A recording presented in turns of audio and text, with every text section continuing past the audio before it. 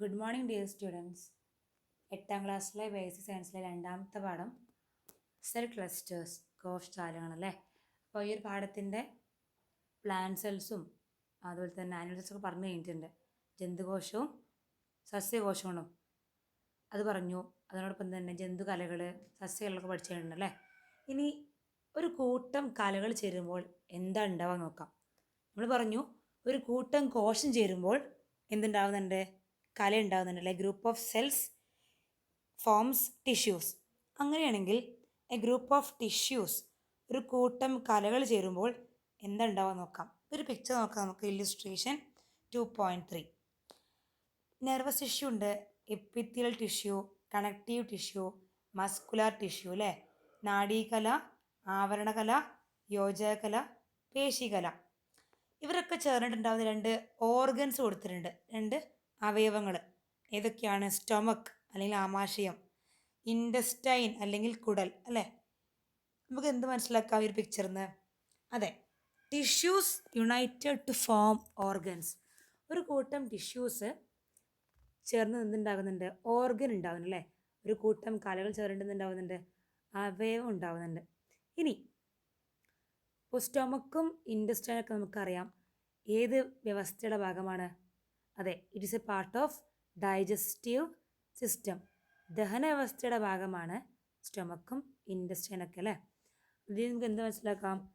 Cell united to form tissues, tissues united to form organs, organs together to form organ system. കോശം കലകളായി മാറുന്നു, കലകളുടെ ഒരു കൂട്ടം അവയവമായി മാറുന്നു, പലതരം അവയവങ്ങൾ ചേരുമ്പോൾ എന്തായി മാറുന്നു? അവയവ വ്യവസ്ഥയായിട്ട് മാറുന്നുണ്ട്. ഓക്കെ ആണോ? ഇനി what are the functions performed by each tissues in the illustration. ഇതിൽ കാണിച്ചിട്ടുള്ള ടിഷ്യൂസിൻ്റെ ഫങ്ഷൻ എന്താണെന്നുള്ളത് നമുക്കറിയാം. നെർവസ് ടിഷ്യൂ എന്തിനു വേണ്ടിയിട്ടാണ്? അതെ, പ്രതികരണങ്ങൾ ഉണ്ടാക്കാനാണ് നെർവസ് ടിഷ്യൂ അല്ലെങ്കിൽ നാഡീകല. രണ്ടാമതായിട്ട് എപ്പിത്തിയൽ ടിഷ്യൂ അല്ലെങ്കിൽ ആവരണകല എന്തിനു വേണ്ടിയിട്ടാണ്? അതെ, സെക്രീഷൻ, പ്രൊട്ടക്ഷൻ അല്ലേ, ആവരണത്തിനും സംരക്ഷണത്തിനും ചില വസ്തുക്കളെ സ്രവിക്കാനൊക്കെ ആയിട്ട് നമ്മൾ എന്ത് ഉപയോഗിക്കുന്നുണ്ട്? എപ്പിത്തീലിയൽ ടിഷ്യൂ ഉപയോഗിക്കുന്നുണ്ട്. അത് കഴിഞ്ഞിട്ട് മൂന്നാമത്തത് കണക്റ്റീവ് ടിഷ്യൂ അല്ലെങ്കിൽ യോജക കല. പരസ്പരം ബന്ധിപ്പിക്കാൻ ഏതൊക്കെയായിരുന്നു? ബ്ലഡ് ഉണ്ട്, ബോൺസ് ഉണ്ട്, ഇതൊക്കെയായിരുന്നു കണക്റ്റീവ് ടിഷ്യൂ അല്ലേ. കാർട്ടിലേജ് ഒക്കെ കണക്റ്റീവ് ടിഷ്യൂ ആയിരുന്നു. ദെൻ മസ്കുലർ ടിഷ്യൂ എന്തിനു വേണ്ടിയിട്ടായിരുന്നു? പേശി കല അല്ലേ, ചലനത്തിനും സങ്കോചത്തിനും വേണ്ടിയിട്ടായിരുന്നു എന്തിനുള്ളത്? നമ്മുടെ മസ്കുലാർ ടിഷ്യൂ അല്ലെങ്കിൽ പേശികല. ഇതിനടുത്തത് what are the important tissues that the stomach and the intestine are made up of. സ്റ്റൊമക്കും ഇൻഡസ്റ്റൈനും ആമാശയവും കുടലും ഉണ്ടാക്കിയിട്ടുള്ള പ്രധാനപ്പെട്ട ടിഷ്യൂസ് ഏതൊക്കെയാണെന്നുള്ളതാണ്. ഏതൊക്കെയാണ്? Nervous tissue, epithelial tissue, connective tissue and muscular tissue. What is the function of the stomach. എന്താണ് ആമാശയത്തിൻ്റെ ധർമ്മം? നമുക്കറിയാം ആമാശയത്തിൽ വെച്ച് ദഹനം നടക്കുന്നുണ്ട്. ഭക്ഷണം ആമാശയത്തിൽ താൽക്കാലികമായി കുറച്ചു നേരം സ്റ്റോർ ചെയ്യുന്നുണ്ട് അല്ലേ, സംഭരിച്ച് വെക്കുന്നുണ്ട്. അപ്പോൾ ദഹനം, സംഭരണം, digestion and storage of food. What is the function of intestine. അപ്പോൾ രണ്ട് ഇൻഡസ്റ്റൈൻ ഉണ്ട്, സ്മോൾ ഇൻഡസ്റ്റൈൻ ഉണ്ട്, ലാർജ് ഇൻഡസ്റ്റൈൻ ഉണ്ട്. ചെറുകുടലുണ്ട്, വൻകുടലുണ്ട്.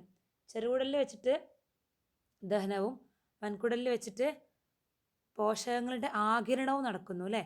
Absorption of nutrients takes place in large intestine, digestion of food takes place in small intestine. Then is the function performed by an organ the same as the function of its constituent tissues. ആലോചിച്ച് നോക്കും. ചോദ്യം എന്താ? Is the function performed by an organ.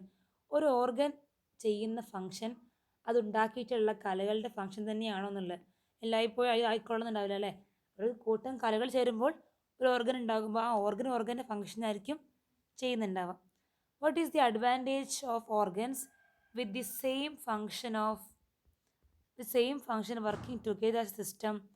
ഒരു organ, ഒരു അവയവം ഒരു അവയവ വ്യവസ്ഥയായിട്ട് പ്രവർത്തിക്കുമ്പോൾ ഉണ്ടാകുന്ന അഡ്വാൻറ്റേജസ്, ഗുണങ്ങൾ എന്തെല്ലാമാണെന്നുള്ളത്. അപ്പോൾ നമുക്കറിയാം നമ്മുടെ ജീവൽ പ്രവർത്തനങ്ങൾ, ലൈഫ് ആക്ടിവിറ്റീസ് നടക്കണമെന്നുണ്ടെങ്കിൽ ഒരു ഓർഗൻ മാത്രം വെച്ച് നടക്കില്ല അല്ലേ. അപ്പോൾ ഒരു ഓർഗൻ അതേ എന്താ പറയുക, സിമിലർ ആയിട്ടുള്ള ഓർഗൻസ് കൂടി ചേർന്ന് ഒരു ഓർഗൻ സിസ്റ്റമായിട്ട് മാറുമ്പോൾ അവർക്ക് ഒന്നുകൂടെ കാര്യക്ഷമമായിട്ട് എന്ത് ചെയ്യാൻ പറ്റും, പ്രവർത്തിക്കാൻ സാധിക്കും. ദെൻ അടുത്ത ലൈൻ അണ്ടർലൈൻ ചെയ്ത് വെക്കണം.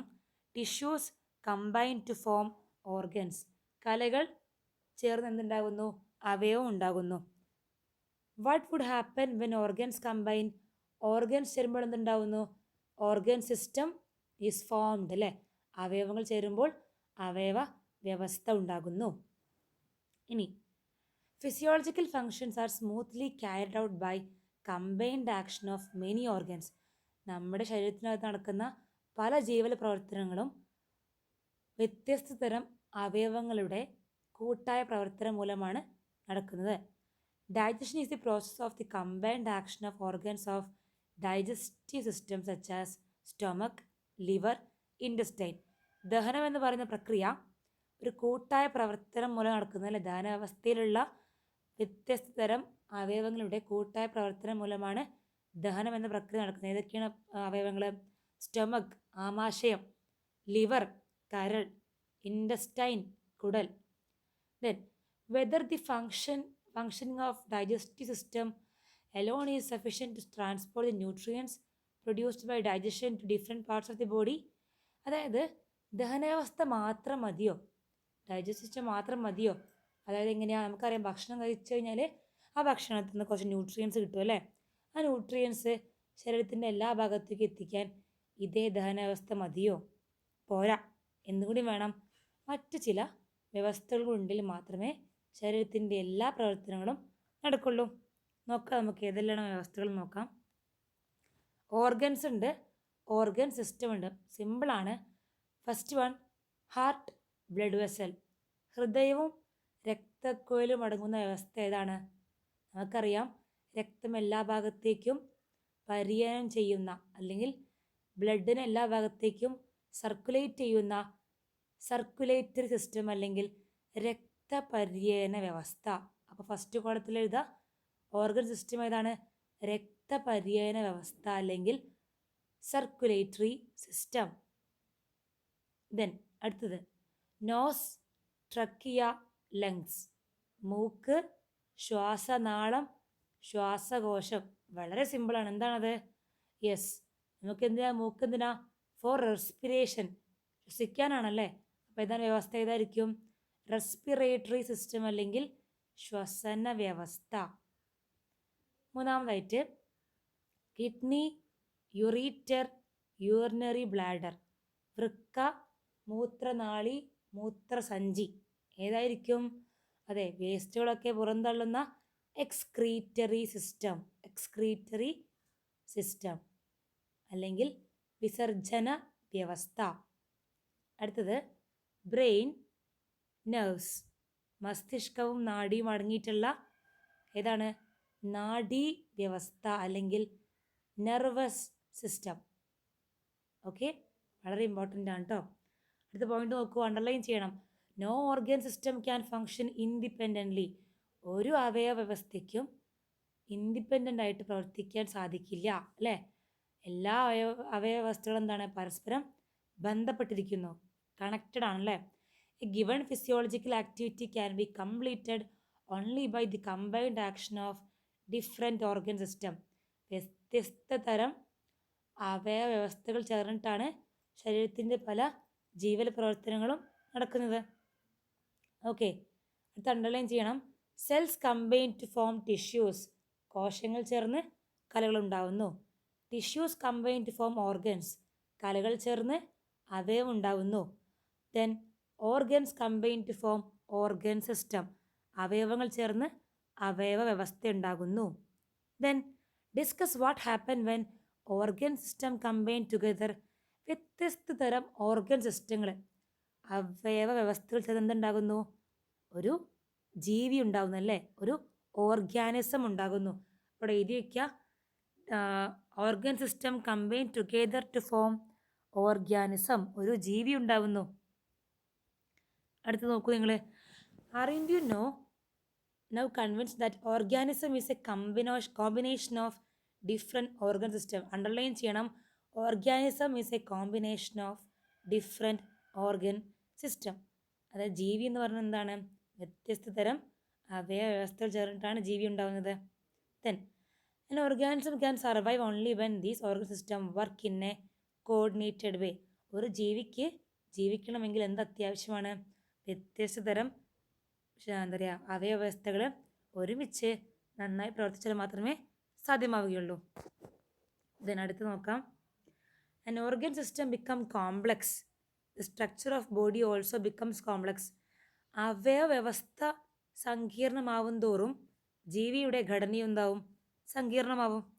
The structure of higher order animals including human beings is complex as it formed by combination of various organ system. ഇപ്പം നമുക്കറിയാം ഏറ്റവും ഉയർന്ന നിലയിൽ നിൽക്കുന്ന ജീവികളാണ് മനുഷ്യനും മൃഗങ്ങളൊക്കെ അല്ലേ.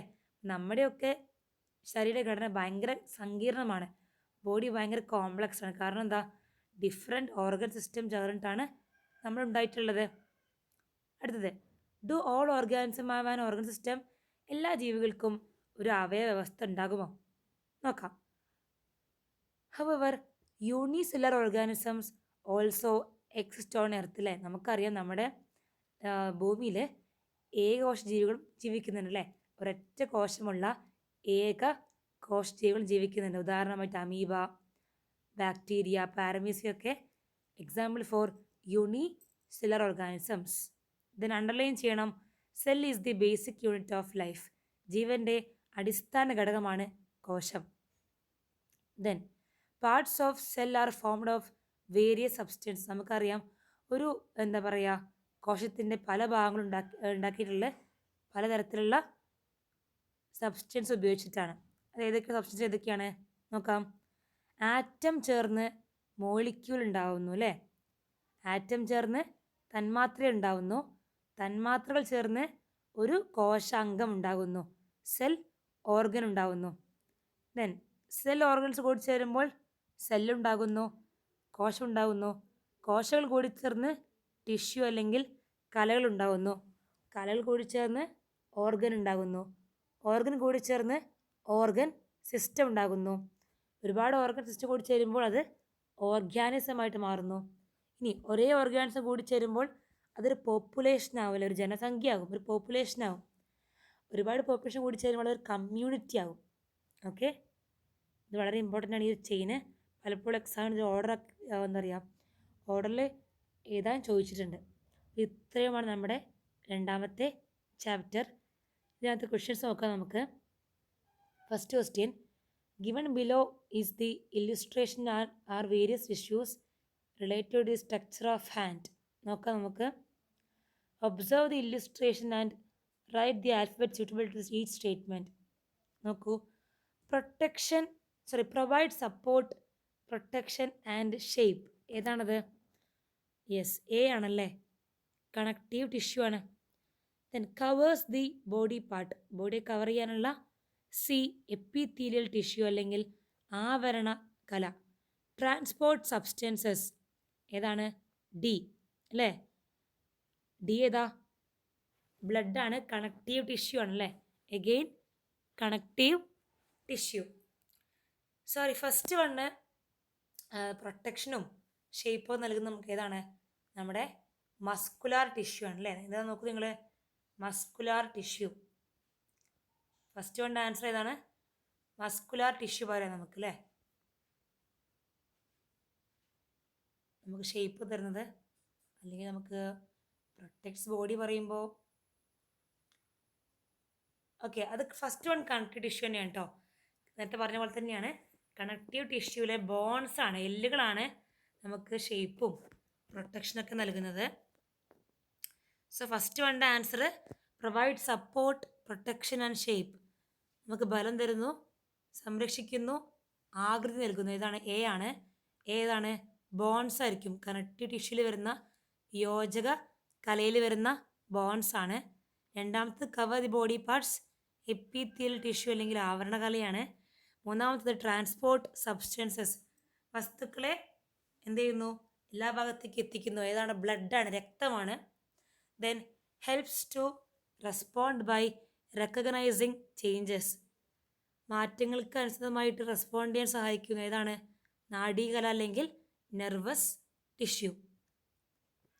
Then which among the following statement is not related tissues? നോക്കാം. First one, different types of cells are scene.